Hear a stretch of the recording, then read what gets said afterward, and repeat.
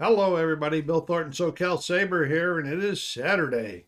Welcome to spinning number 61.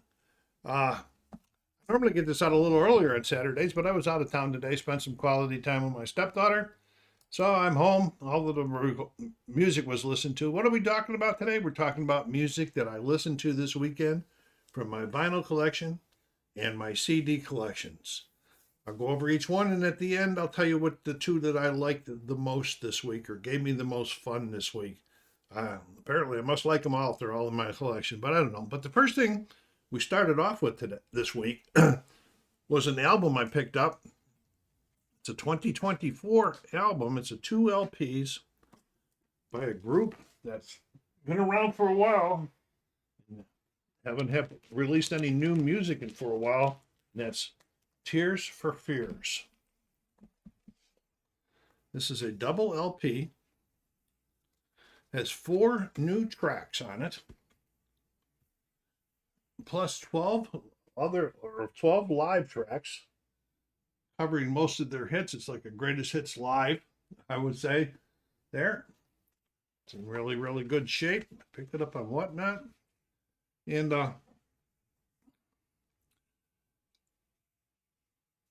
the first official live album by the British New Wave Band. Only the U.S. Target store exclusive releases on vinyl and CD, and the Japanese CD release and one European include a bonus fifth track, Landlocked. Tears for Fears was formed in 1981, and after a big success, they split up in 1990, reunited in 2000, and are together now. The new songs, I listened to all 4 of them 2 times. So I wanted to make sure what I thought about them. Well, they were okay, but I think I'm a little bit spoiled because of the other tracks on this album. So I'll rate them G plus, if whatever that scale could be. So anyway, this was a good pickup. It's a good addition to the album.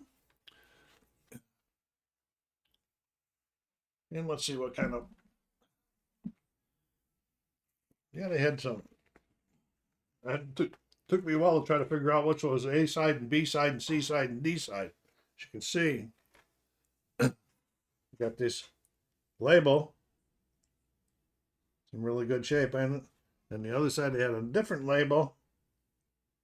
But I eventually did find the A, B, C, and D on them. So, no, pretty good addition to the collection. 4 new songs from these guys that we haven't heard in a long time for new stuff. And that was Songs for a Nervous Planet, 2024 release by Tears for Fears. That was a good start. And then I picked up the next one. This was a 2023 record store reissue of a 1971 album, and it's called Had Me a Real Good Time at the BBC by Faces. Originally recorded in 71 is Rod Stewart, Ronnie Wood, Kenny Jones, Ronnie Lane, and Ian McLagan. Lots of good stuff on here. Had Me a Real Good Time, Love is Vain, Oh Lord, I'm browned off, Maybe I'm Amazed, It's All Over, Too Much Woman, and Twisting the Night Away, and I Know I'm Losing You. I don't think I ever had anything from Faces in my collection before, so I'm very happy to have this one. Here we got a nice little inner. Picked this up brand new out of Wisecrack Records in Oak Hills, California. Saw it. I was wanting to pick it. Said, I'll pick this up. It was at a reasonable price. And I got it in you guys know I got a ton of Rod Stewart in my collections. But here we go. And this is on a, get it out of there. Come on out. Stop fighting me. I guess you could call it the orange translucent. You can almost see through it. You can almost see through it.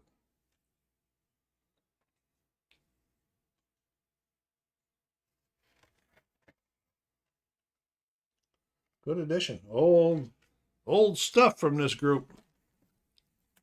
This had me a real good time at the BBC Record Store 2023 reissue of the 1971 recording. 71, so that would have made it 2950. And then it was 2023, and 52 years in between release and the reissue there. So some pretty good stuff there too. Then we're going to go to another one I picked up on Whatnot. It's in really good shape. And this is the 1982 Peter Gabriel album, Security. It's got stickers all over it. It was actually come out. It was his fourth album. His fourth studio album, the fourth entry by Peter Gabriel into my collection.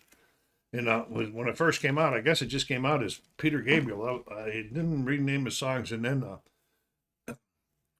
as with the previous three albums, the album is titled Peter Gabriel. In the United States and Canada, Geffen Records issued the album under the title Security to differentiate it from the previous releases. Some streaming services refer to this as Peter Gabriel 4, Security. This was a promo. Didn't say it on the light, but it says it up here. You probably can't see that. Yeah, you can see the writing on there. That gold sticker, so it says this is lent for promotional use only. Any sale of unauthorized transfer is forbidden and void, subject to return upon demand by the owner. Acceptance of this record constitutes agreement to the rules. And they call this sticker for whatever's on here is a limited edition pressing. The album, and saw Peter Gabriel expanding on his post-punk and world music influences from his 1980 self-titled album, and earned him his first top 40 single in the United States, Shock the Monkey. This was the inner. I was with it. Still in good shape.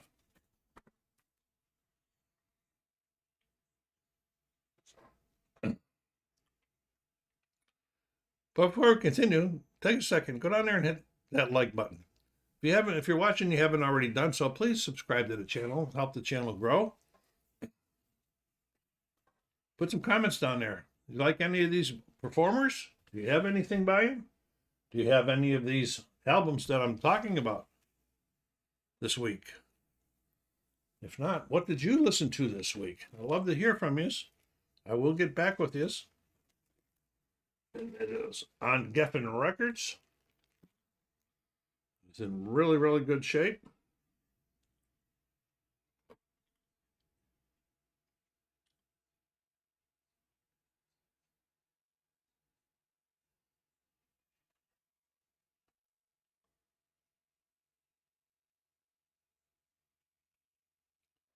So that was Peter Gabriel's number 4, Security, from 1982. Well, I don't know, a month ago, 2 months ago, on one of the live chats on the channel, one of the gentlemen when I was talking about trying to get into jazz and learn a little bit about jazz, he made recommendations for me to try somebody out. So I put it on my watch list, and lo and behold, when I was out there, the same day I bought Faces, I was looking through a pile of new stuff at Wisecrack Records, and this gentleman album was in there brand new. I picked it up. The Django Reinhardt. I forget who that was that made that recommendation, but I want to thank him now. This was a 2015 reissue of the 1961 album. It's a compilation album by Django Reinhardt and Stefan Gropfili, who is a violinist. He's one of the first Reinhardt is one of the first major jazz talents to emerge from Europe and has been hailed as one of the most significant exponents. one of the things I did do some reading on him. I believe it was his left hand. He only had the use of 3 fingers due to an accident. And his music, it was classified on Discogs as gypsy jazz. I guess because when he was recording music back in the day, he was a gypsy, actually living in a caravan at the time. And I understand, well, from what I read, that one night in the caravan caught on fire and he lost control. He almost died, but they saved him. But they couldn't recoup the use of his 2 fingers, and I think he only uses them when he's playing chords or something to that effect. But this was upbeat. This was upbeat jazz, more different than the other jazz that I brought in this year. So I'm getting a lot of different stuff in here. It's a toe tapper.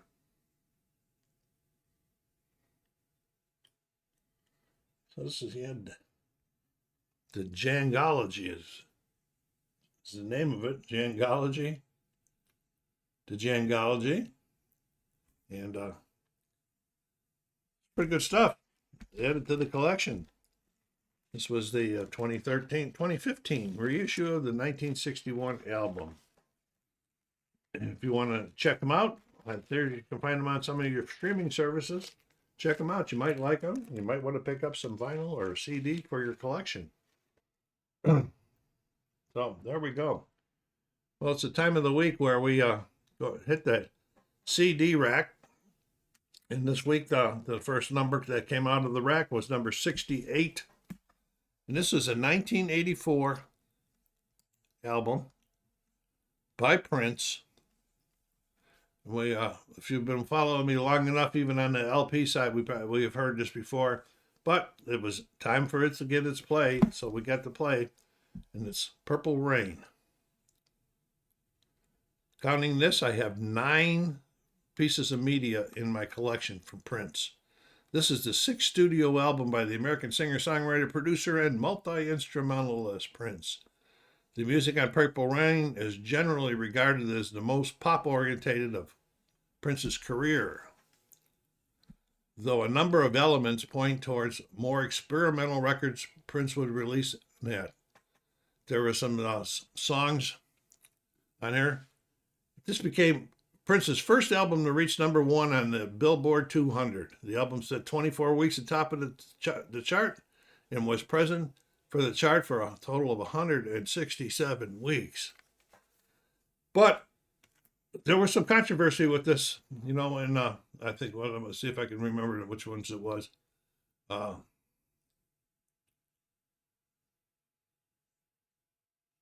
Darlin' Nikki, I believe, and one of the others, people were up in arms about because of the lyrics and the content and so forth. And I guess this is one of the songs that led to, or one of the albums that led towards getting the explicit stickers put on things.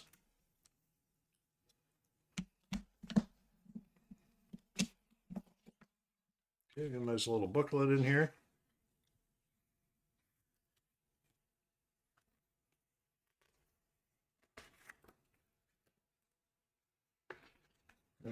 Not very big. Mostly just lyrics. And there is some designer notes or credits on it.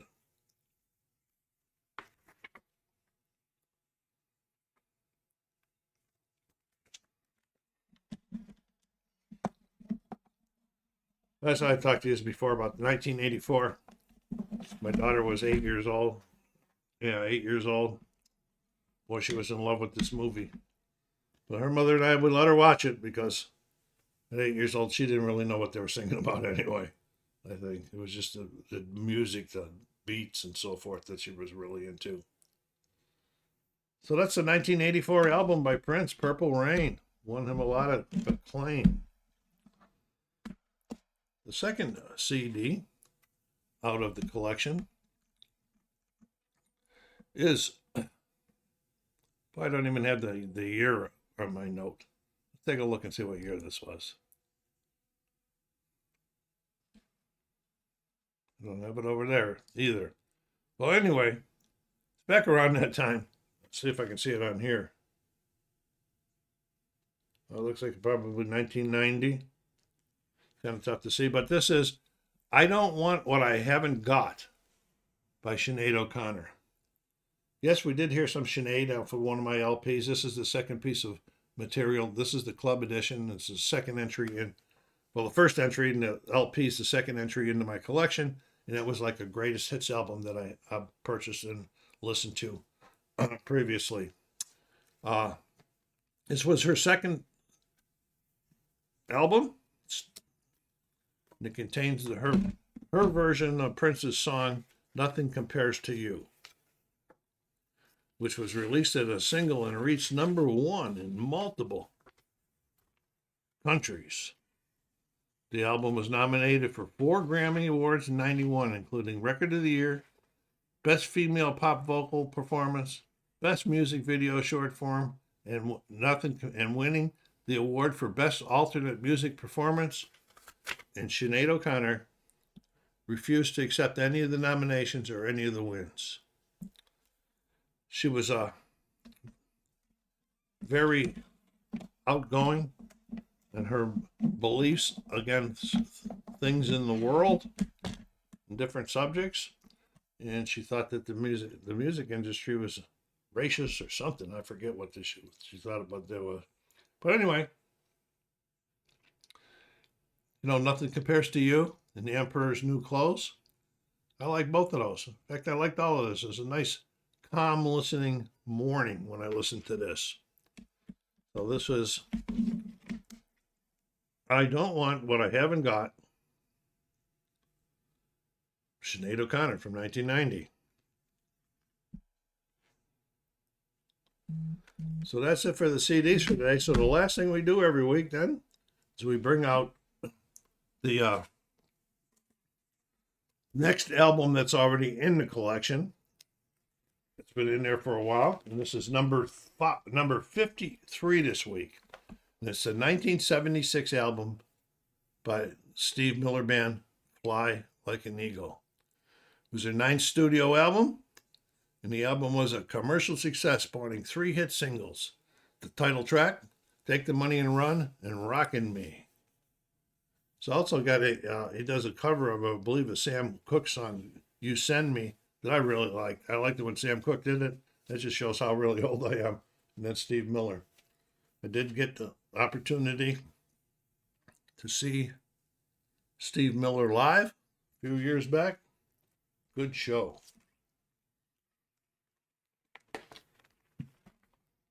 Okay.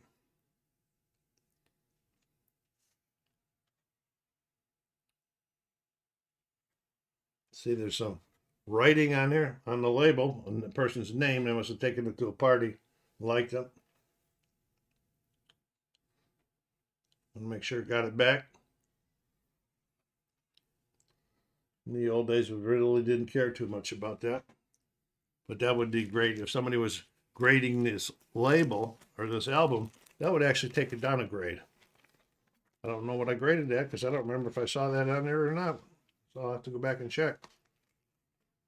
So that was it for the week. Now, what did I like the most? Well, let's see what I got here. Well, of course, Purple Rain. That brought back a lot of memories for me. And I guess the other one that I liked was it was really Security by Peter Gabriel. I like that whole album. I'd never heard it before. Liked it. Had a good run this week against Fly Like an Eagle. Fly Like an Eagle almost made it into the 2 that I enjoyed the most, but it didn't. So, put some comments down there. SoCal Saber saying, until next week, listen to your music, spin that vinyl, take care of yourselves, be kind to each other, stay safe.